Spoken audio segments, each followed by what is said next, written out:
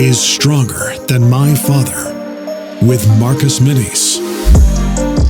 Welcome to another episode of Stronger Than My Father podcast. I am your host, Marcus Menes Sr.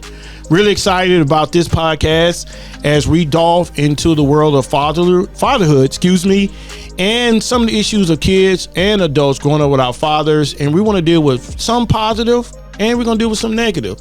So I hope you listen and subscribe to our YouTube page and continue to support this program as we want to continue to fight for the fatherless. So the goal of this podcast is to address the issues that's positive and some negative issues about fatherhood and how it's affecting today's family. I'd like to give a special thanks to Strong in My Father podcast, which is produced by Mr. Jim McCarthy. So if you like what you hear, please subscribe, please support us. Let's dive into today's podcast. Man, I have a special guest that's on this podcast. When I first really got into mentoring, when I started Strong in My Father mentoring program, this young man was one of the first young men that I feel like I had a great connection with. Taught me a lot. We went through a lot of things. And to see him where he's at now in the stage of his life, I couldn't be more prouder. And I would like to introduce my guest and the person, Mr. Marquise Anderson. Welcome, man. Thank you for having me. All right. So let's dive into number one, mentorship. I remember meeting you through the baseball team. I know you remember we had the baseball team and you was on the baseball when I was trying to coach something. I wasn't the best. I know you laughing. I wasn't the best coach. I'm more of a visionary that put something together. Somebody else should have been the coach.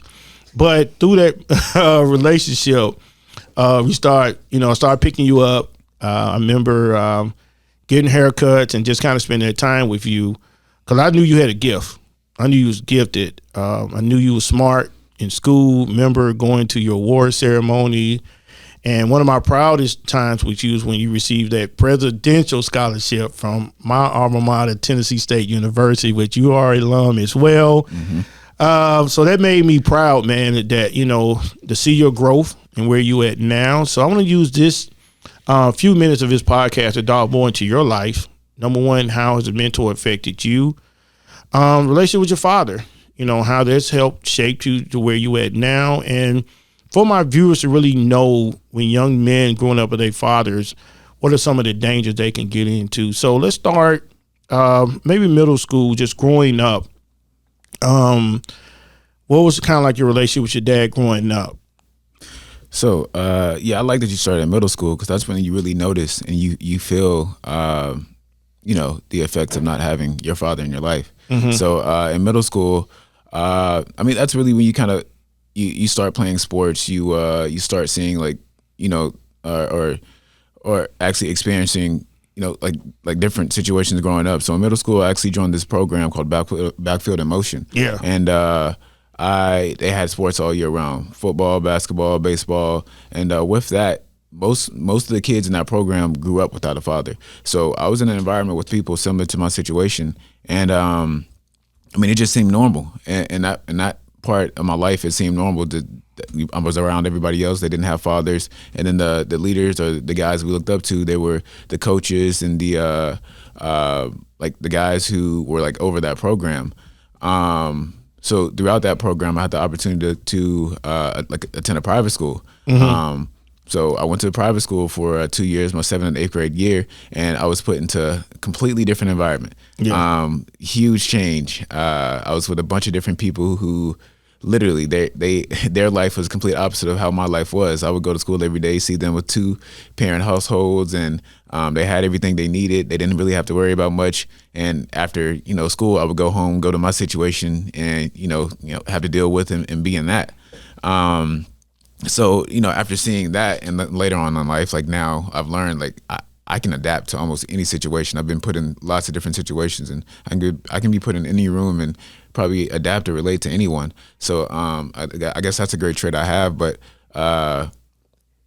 growing up in that and seeing those two different sides, I didn't notice how much of an impact not having a father was until I got to that private school, and I saw these people, and I had a stepdad, of course, but it's not like having like your real dad in your life or somebody who truly cares, because they always say they care, but you just, you're not their child, and they meet you at whatever part of time they meet you, and then if something happens, they're out. They leave. That's it. They're done.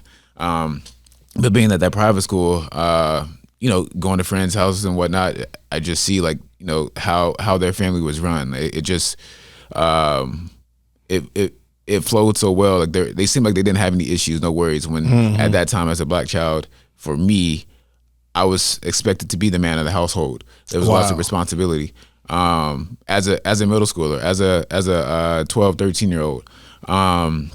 But to just fast forward to high school, after middle school, I was set to go to another private school, but I ended up not going. And I moved in with my godparents, and I went to another like a public high school, and I was put in somewhat of a similar situation, where most of the kids there, one parent house home, or they had a stepdad or whatnot, and you didn't really at that time you didn't really notice until like later in life you started to think about it. Like most of the time, like when people are acting or kids are acting out in school, the reason why was most of the time they had their mother at home. So if their teacher was a lady, they probably disrespected their teacher, like treated them how they treated their mother, or if they didn't have a dad to teach them like discipline or whatnot, they did whatever. They got away with whatever. So my first 2 years of high school, I did go to like a public school here in Nashville, and later on, I moved back in with my mom, and I went to a different public school for my last 2 years of high school. So this is where I feel like things kind of went like downhill.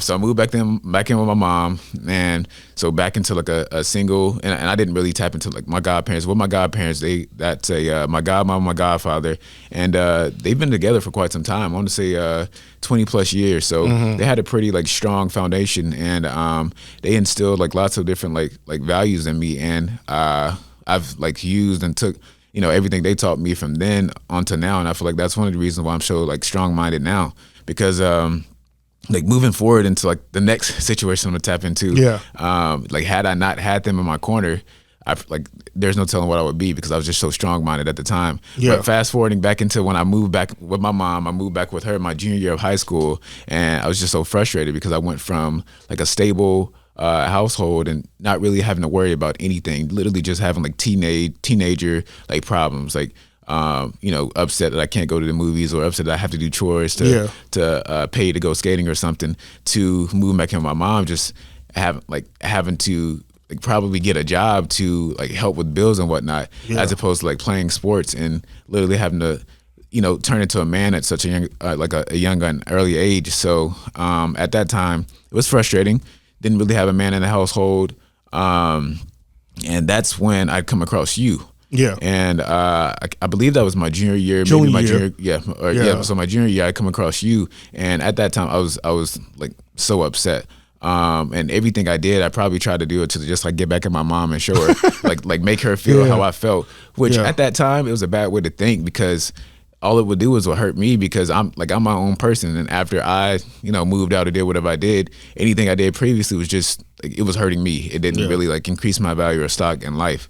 So once I got with you, you would help kind of, I guess, like ease my mind, basically just take my mind away and show me this isn't how life is. There's like life won't always be this way. You won't always be in this situation. I remember telling you that. So with me knowing that, hearing that, seeing that, knowing that, because I would, I'd spend time with you and see like, you're right, this isn't how life is. Like everyone doesn't live this way. So me knowing, I kind of just had to tough it out for 2 years, and after that, life could be or would be how I wanted it to be. And I guess just at that time I had zero control. Like I was literally, you can't do anything if you're under 18. You have to do whatever your parents want you to do, literally. And I guess just not having a father in the home, my mom was in control of everything. I didn't have anyone to kind of combat. Like even you couldn't say, whatever. You couldn't say, okay, I think this is how you should go about it. Like, nah, she's like, nah, this is how I run things. This is how I do things. This is how it's going to be. So I guess that was like extremely frustrating. So having you in my corner definitely eased things, made it easier. And you kind of, you came in and you tried to make things easier for me, and you constantly will remind me this isn't like, things won't always be this way. So that I mean, not having a father, I feel like like thinking about it, I say that it didn't affect me, but it did. It had a huge effect. But I did have people who kind of filled that void, and they played a huge role in my life. Because if I just walked this path and I didn't have any father figures, no mentor, no coaches or anything, there's no telling. I'd probably have like a different, I would have gone down like a different path. And I couldn't imagine. I don't know what other path I could have chosen aside from this one. I remember working as your mentor. I cared a lot about you. I wanted to see. I knew you was gifted, and I knew you was smart. I was like, hold up, no bad child's making the honor roll all the time. You was making the honor roll, going to your award ceremony, seeing you get all these awards. And I'm like, this child's not a bad child. It could be something going wrong. And once I kind of realized you was having home problems, I was just saying you got to outthink. And that in 2 years or a year, you're going to be going off to college. And you have more of that narrative on your life. And one thing I'm proud to say, you did it. I remember when your mom called me to come talk to you, and the shooting incident it's funny, but it's serious. All right, because growing up, I didn't see gun violence. All I seen that was on TV. So I still remember where I heard the first shot, and you was like, Mark, I think they're just shooting at the police academy. And then we just hear the riddles of shots, and I just grabbed you and been beside the car because I didn't know what was coming. And I remember when I had to go home and tell my wife that, like, Toya lost it. She lost it. She was like, you could have died. And I looked at her, and I said, isn't some things worth dying for? And we've never talked about that again. And, kind of like Dr. King, I was willing to put my life on the line for you because you was worth that much to me. And because I knew, seeing you getting them awards and, and one of the proudest days is when you got that presidential scholarship. When you walk in the hallways here at the center, you can see that picture still there because that meant a lot to me because I knew then you had a shot. You had a shot at a better life if you go to college and make good choices. I know a lot of kids get scholarships and go to college and they blow it. They party, do crazy things, and they blow it. And to see you, I know we didn't get a photo, to see you walk across that stage at Tennessee State, I ain't gonna lie to you, I cried because I knew what you went through. All the college tours we went on, I think we only did one. I think so. I think we just did one at Cumberland. I feel like two. Have we did two? Did we do Vandy too? Yeah, we did Vandy. Yeah. I really want you to go to Vandy. I was hoping you would get in Vandy. I remember that one now. Those are some of the proudest times being a mentor that I had with you. And to see you where you at now, it just makes me happy, man. Just, you graduated, nice car. And I know life is still not easy. When you graduate college and stuff like that. But, it's good to see that, you didn't allow your circumstances to define you. There's so many young men, especially African young men, they use that fatherhood as a crutch to say, hey, I ain't have a dad, so I'm going to make these crazy decisions. But I think, once I realized that you was gifted and you was smart, I knew I was like, all right, if I can just tell this kid to do X, Y, and Z, he got a shot.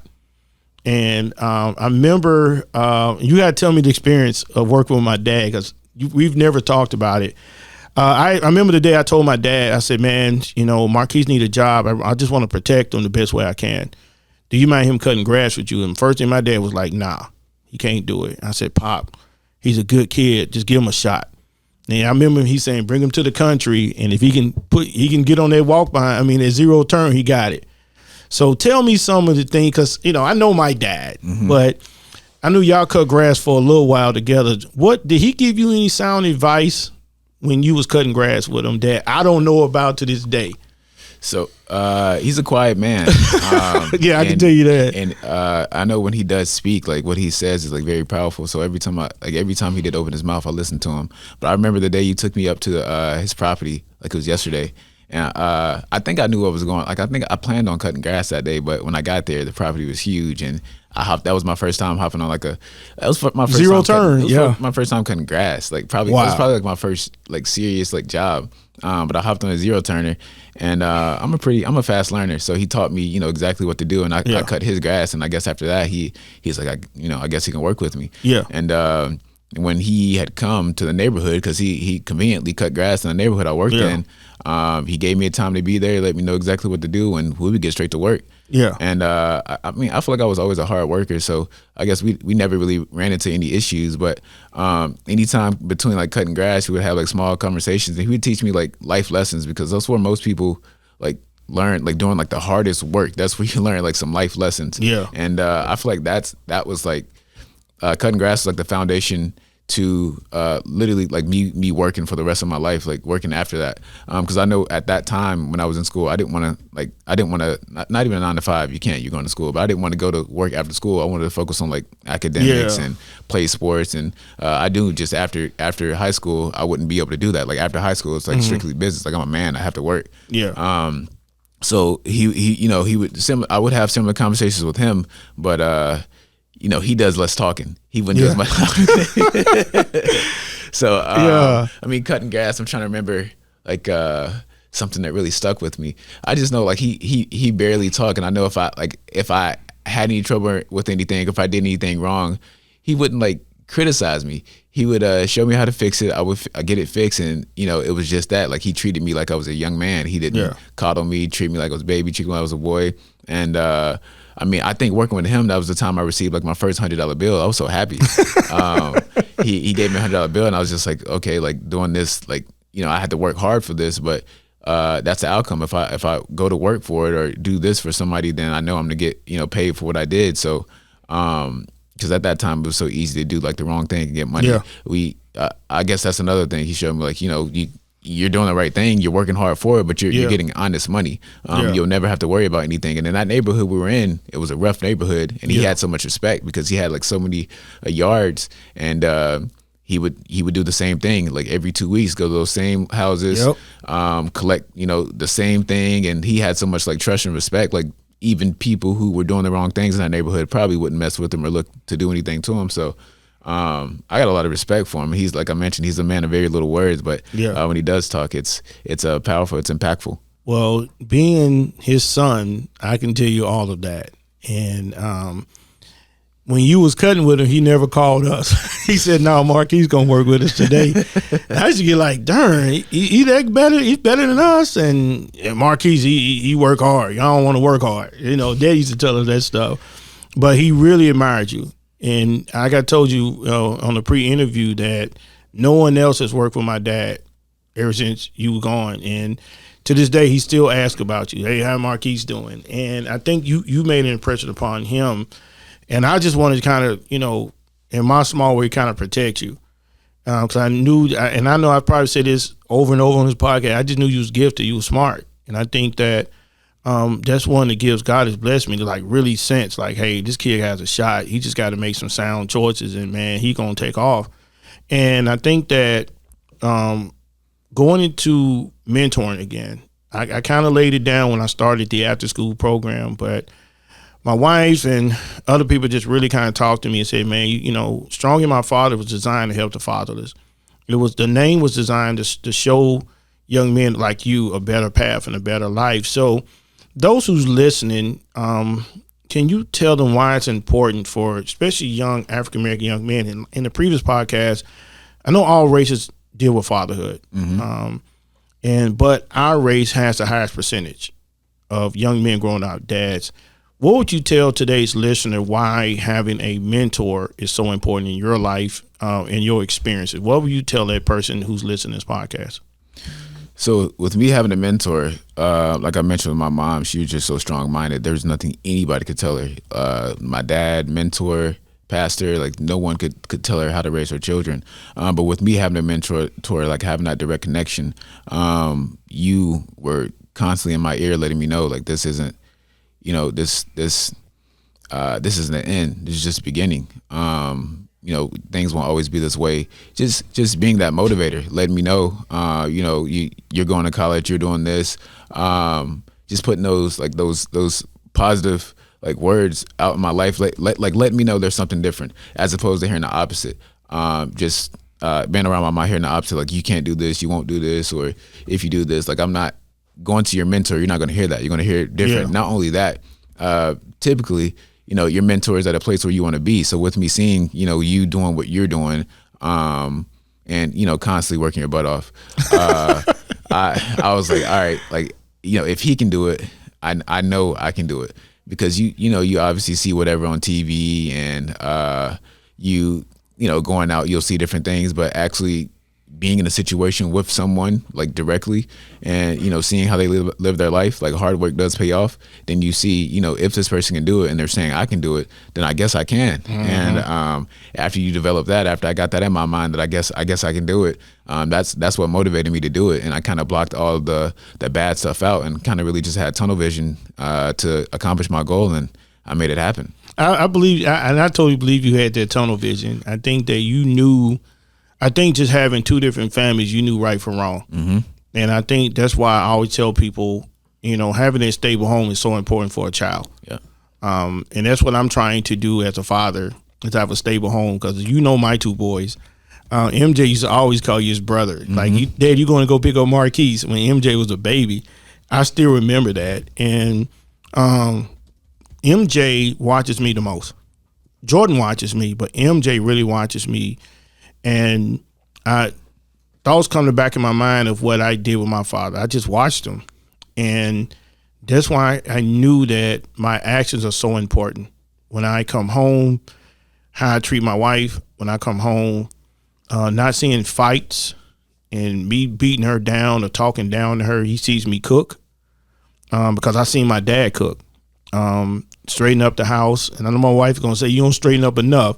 But those tools I learned from a man, like you said, don't have a lot of words. My dad still today don't talk a lot. I think he does a little bit more now because of the grandkids, but growing up working with Dad, like you seen personally, it wasn't a lot of talking. He was like work, and you just knew you had to work. Mm-hmm. And I think, me going back and mentoring, I just really want to be sure, like my previous guest said, be 100% committed. Mm-hmm. You were different. You were just different kid that I was just so happy when you got that scholarship. When we had to take a brief pause for mentoring, I was calling your wrestling coach, like, how's Marquise? And then reconnecting at your graduation. I just want you to know I always wanted to be there, to see you make it, and then see you now, 10 years later or whatever, like you doing well, man. And then anytime I have a volunteer outing, you show up. I know life is not perfect when you left Tennessee State. I mean, I'm just glad you graduated. Mm-hmm. That's number one. And you didn't even mention my high school. We went to the same high school, which is Whites Creek High School. You got to mention the Creek, man. They'll kill you for that, man. Got to mention Whites Creek, that I was a graduate from. I think just I wanted this interview to let people know how important mentorship is. You seen my life, my work for all these years, all the driving, all the trips we've been on, the barbershop, getting shoes. I still remember all of that. I just wanted you to win.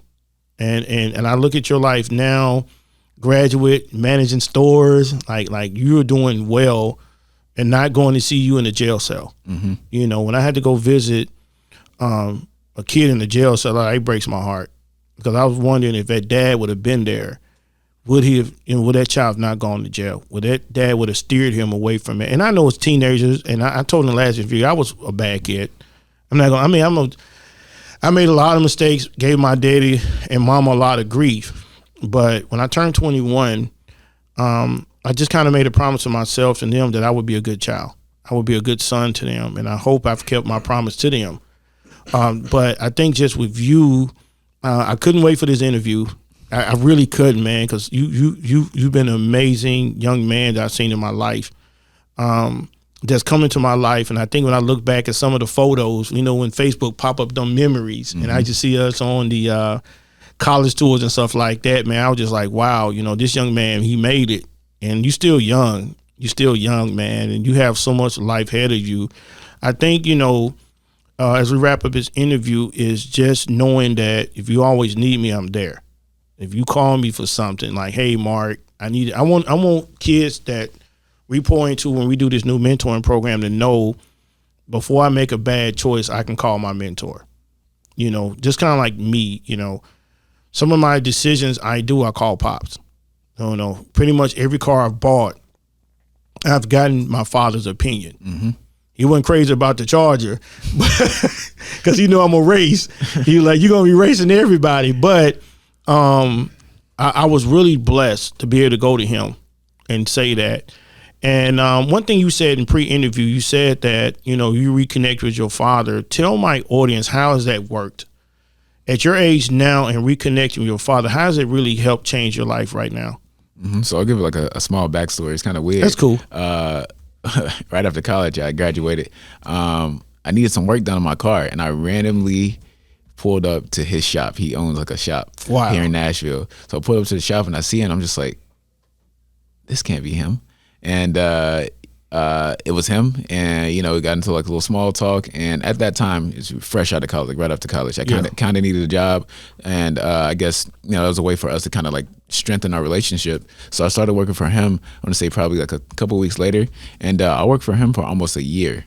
It definitely, I feel like it definitely did strengthen our relationship. And I'm not one of those who just like I guess like hold grudges based off like the past, and I don't know the situation. I don't know what happened in the past, and why he wasn't in my life.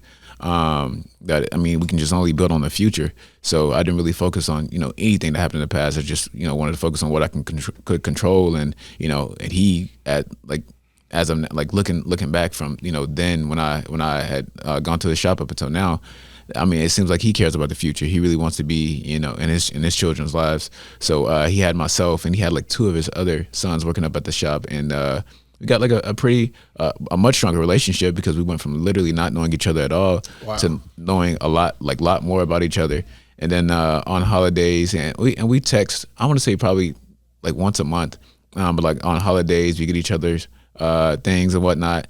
We know each other's birthdays, and those are just, it's like, it sounds weird and funny like not knowing it, but those are just things you don't know growing up because like there is no like communication going. Like we didn't speak at all up until I graduated college and I gone up to his shop.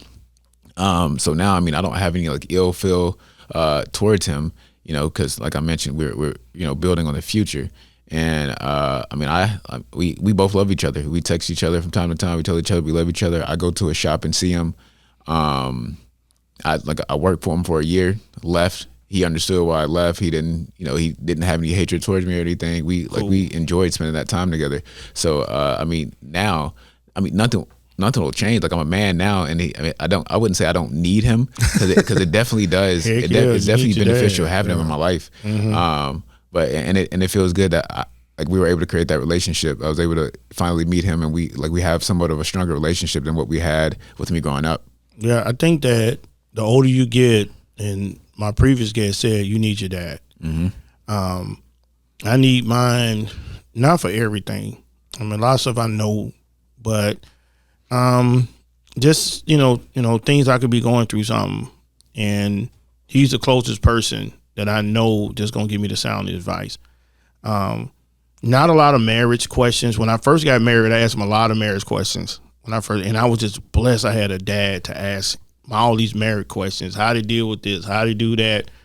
And it really helped me. And I want to be sure I can teach my sons when they get married, what this is and that. So hopefully they can stay married and be together. So I think that reconnection, I hope that really helps you in your life. Because I think every young man needs his father.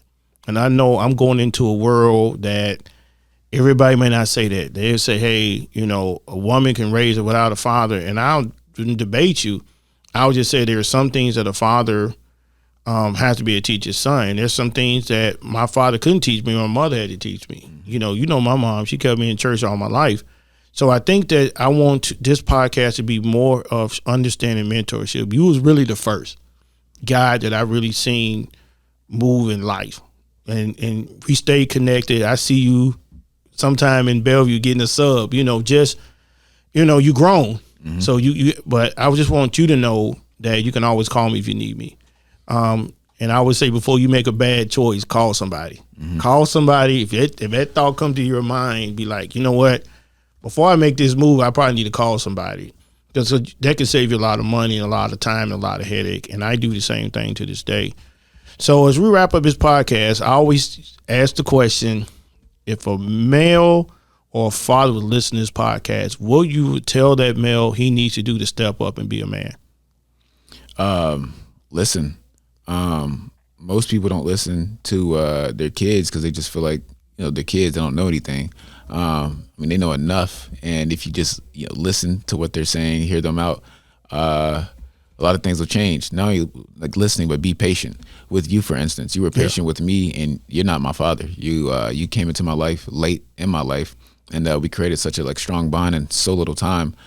You're extremely patient. So with fathers, they have no choice but to grow that patience and have it when dealing with their kids or being in their life, because I feel like with them not having patience, they kind of they get frustrated and kind of walk out. I guess that leads to them just not being in the child's life. So they're just listening to the kids, being patient, being there, being 100% committed. Like, these things shouldn't be options. These are like this is what you sign up for when you have a kid. Yeah. And I mean, I guess I can easily speak to this because, like you mentioned, I'm a manager now, and these aren't my kids, but these are they're like my kids. Yeah. So with these things, listening, being patient, being 100% committed, and these are things that you were doing before I'd even realized you were doing these things. So it was optional for you. You had the option to leave and walk out, but you didn't. Yeah. So with these fathers, these are things that they have to do without a doubt. They have to transform their mind when they find out that they're having a child. These are these things have to change.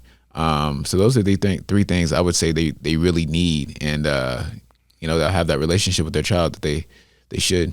Well, man, you said a mouthful. I'm going to be a better dad and a better father, and I'm never going to say I know it all, but I just want to use my life and whatever time God gets me on this earth, number one, to be a good father, good husband. That's number one in my life. And then just help those who struggle in that area of not having a father, and hopefully they could become like you. So when we meet 10 years and do a podcast, they can say, hey, Mark, you really helped me, and this is his way. So that means a lot to me. I hope I made you proud. You mean a lot to me. And I just say continue doing the good work you're doing. Make good choices. And whenever you become a father, be a father. So, man, I think we're done. I think we did a great episode. I'm just letting you know I'm proud of you. I'm proud of you. And I hope you enjoyed this time. And we got to definitely do this again. Yes, sir. Thank you for having me. Hey, thank you so much for listening. I hope I said something. I hope even my guest said something to really inspire your life. You can check out more podcasts on our Strong in My Father YouTube page. Please subscribe. Help me fight the problem in this world of kids growing without fathers. You can find Strong in My Father on all our social media platforms. Help me continue this work so we can help children today who's growing without fathers have a better life. Special thanks to my producer, Mr. Jim McCarthy, who produced this fine podcast. And we look forward to seeing you next time on Strong in My Father podcast. God bless you. Stay safe.